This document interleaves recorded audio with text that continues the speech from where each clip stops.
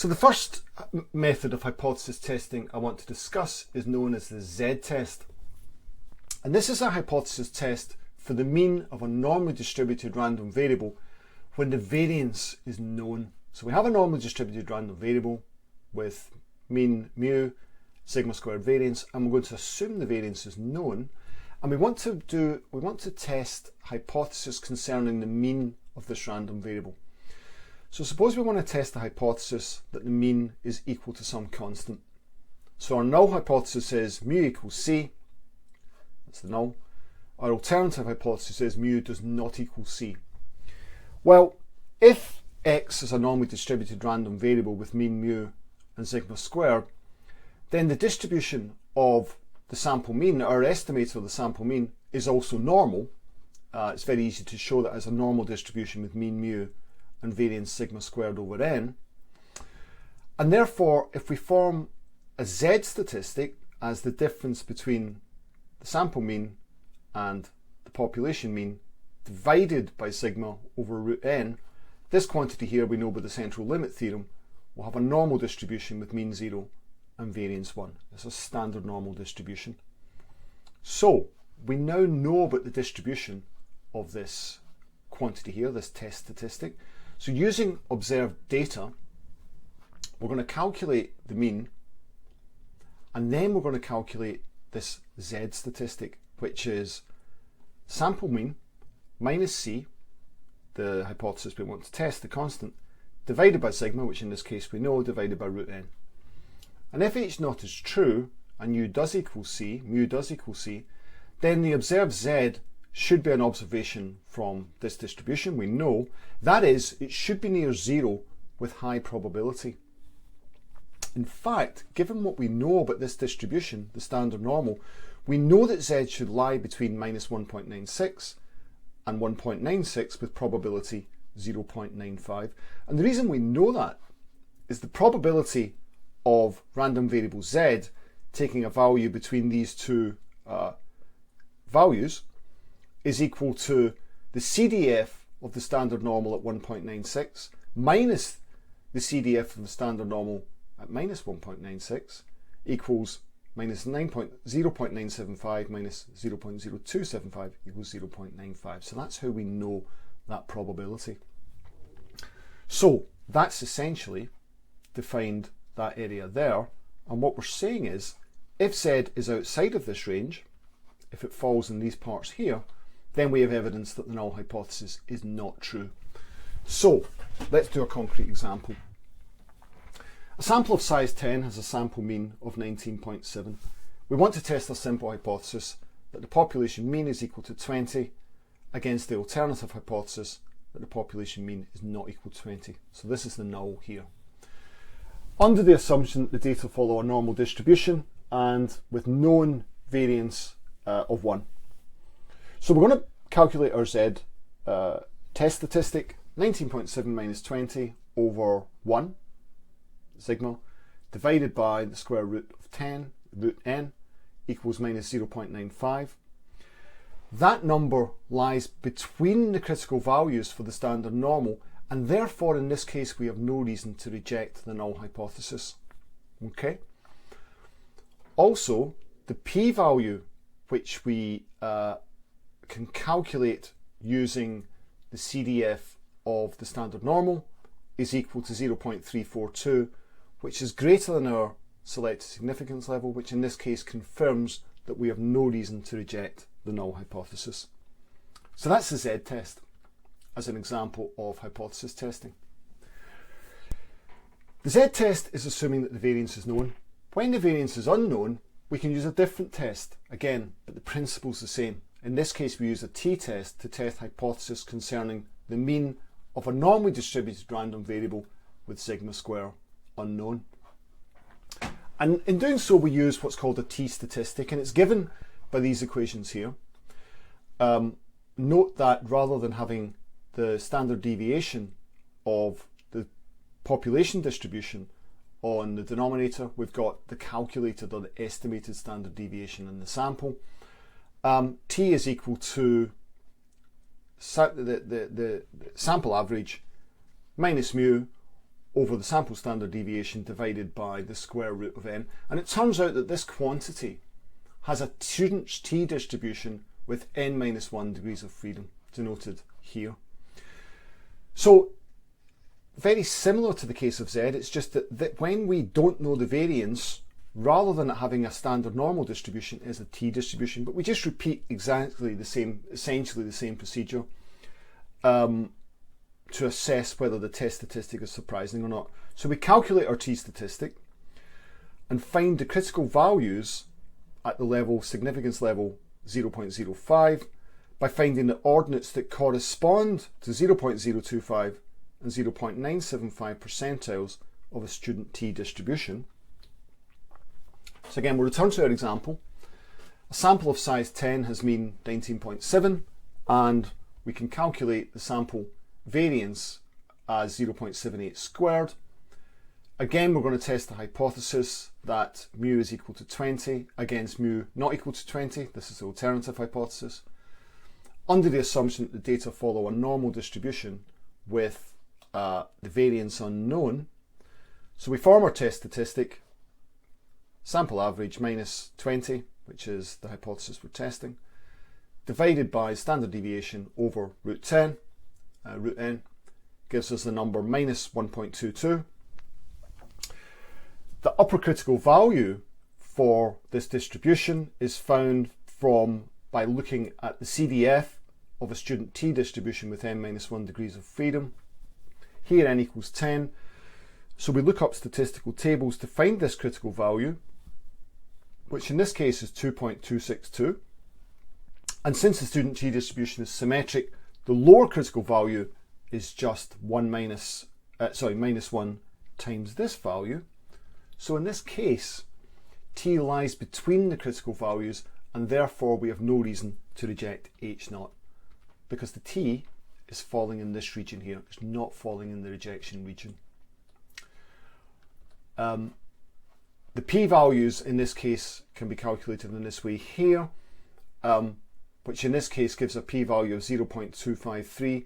And again, this confirms we have no reason to reject h0 is greater than the significance level that we've set for the test.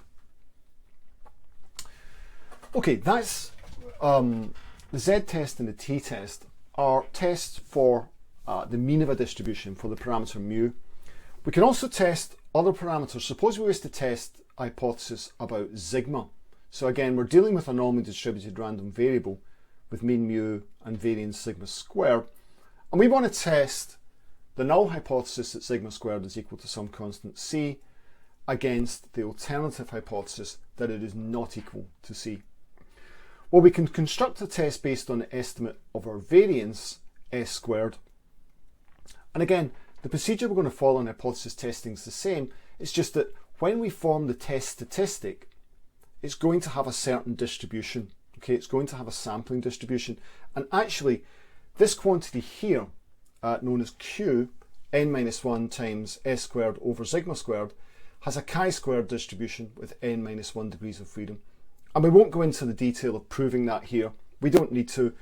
In your own time, if you're desperately interested in finding out why that's the case, you can. But for now, we'll just tell you that is indeed the case.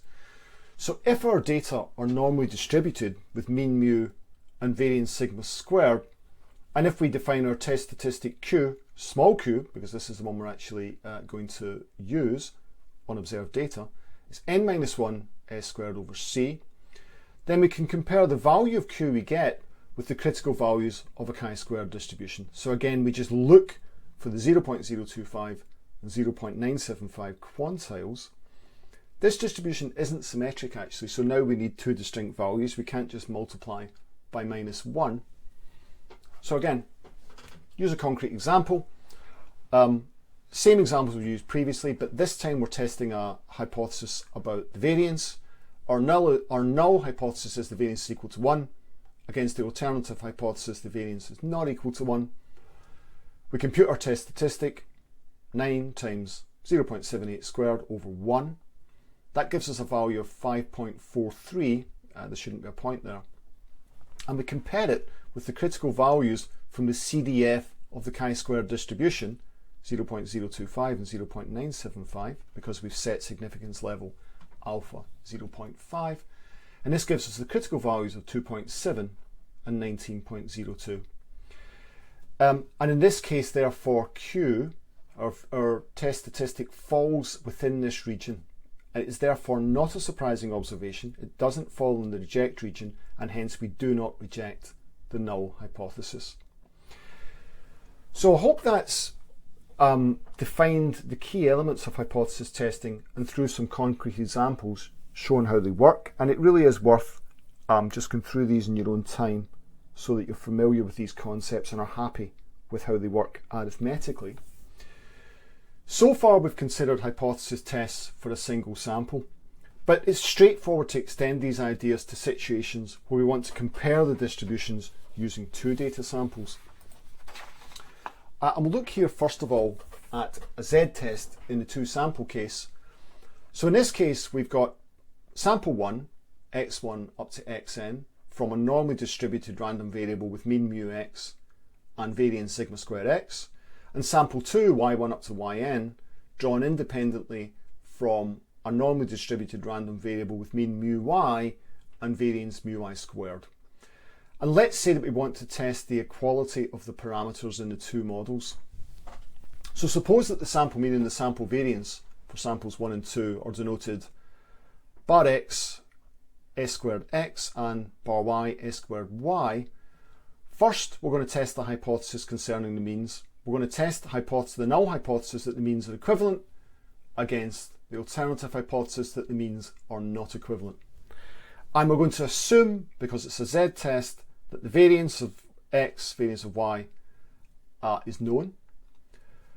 From the sampling distribution theorem, we can write, well, we know this because we saw it previously, the distribution for the mean of a normally distributed random variable has this form, same with this, and therefore if we take x minus y, then what we know about the sum or the difference of normally distributed random variables is that this quantity here has a normal distribution with mean 0 and variance given by that expression.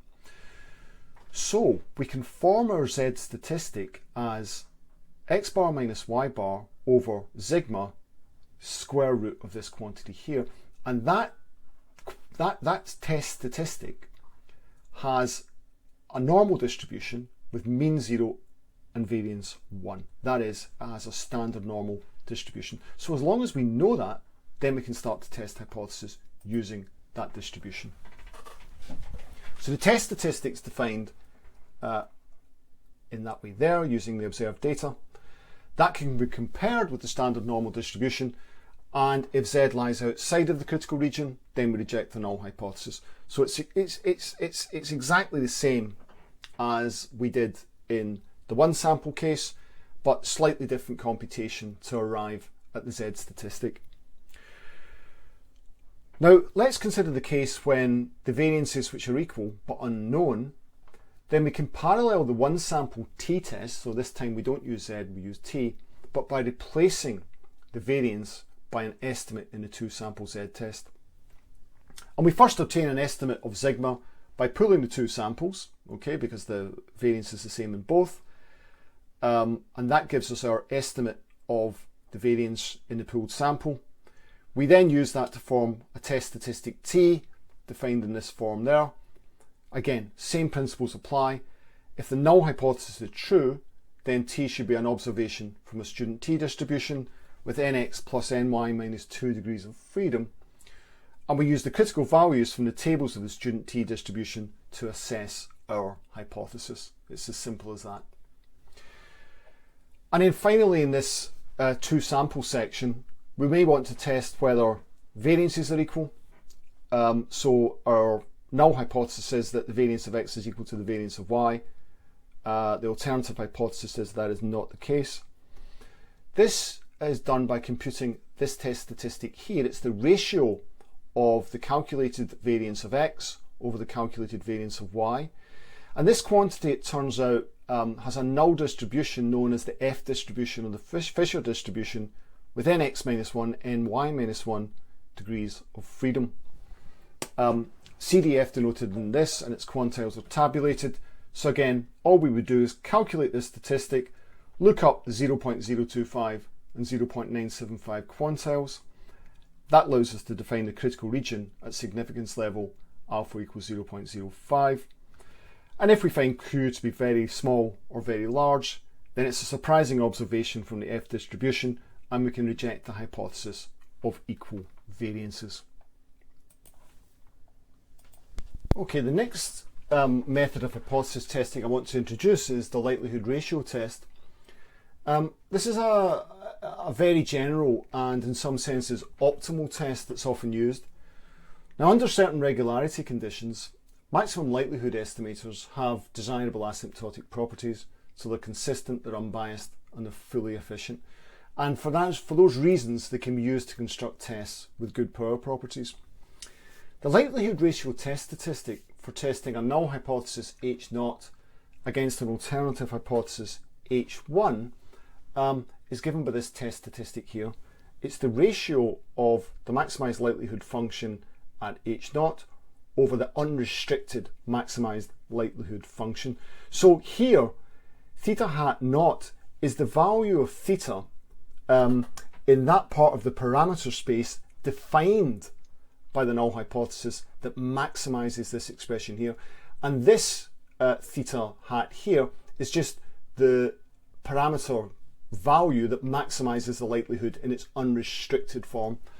And the null hypothesis is rejected if this test statistic is too large. Now, we won't go into this because it's not important, but Wilks' theorem provides a general asymptotic result that if the null hypothesis imposes S-independent constraints, then as n approaches infinity, 2 times the log of the likelihood ratio test statistic is chi-squared distributed with S degrees of freedom.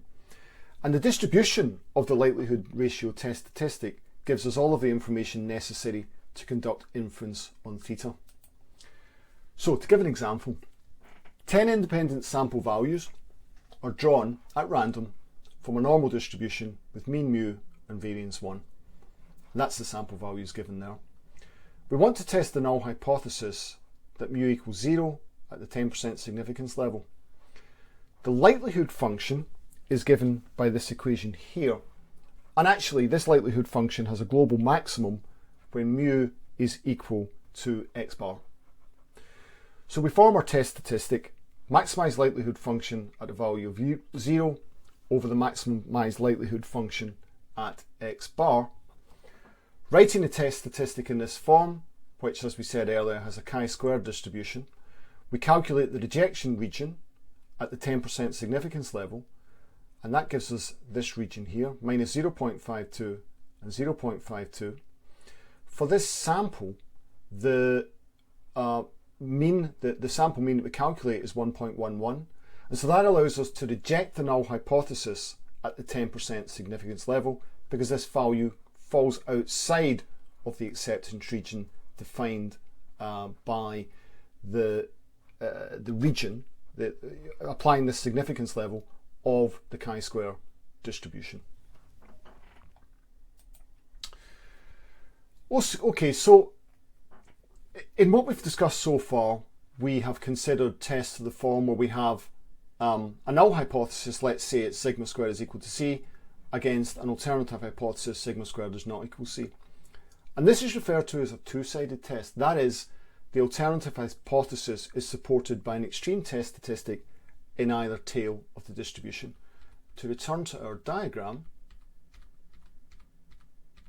this is a two-tailed test. There's a rejection region in this tail and a rejection region in the right-hand side tail.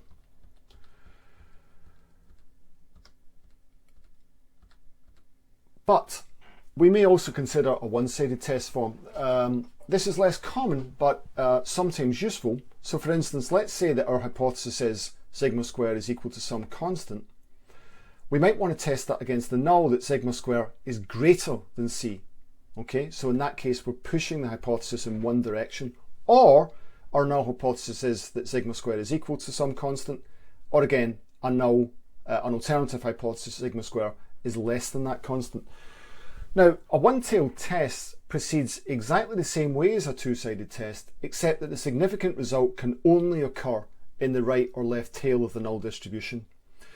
That means there's a single critical value placed, for example, at 0.95 or 0.05 probability point of the null distribution. And just to show you how this looks diagrammatically, this is the critical regions for one-tail and two-tail tests at significance level alpha. In the case of the two-tail tests, we're testing in this part of the distribution and in this part of the distribution, so both tails, alpha is divided by 2. In the case of a one-tail test, we're only testing in one side of the distribution. Alpha could be here or it could be over here.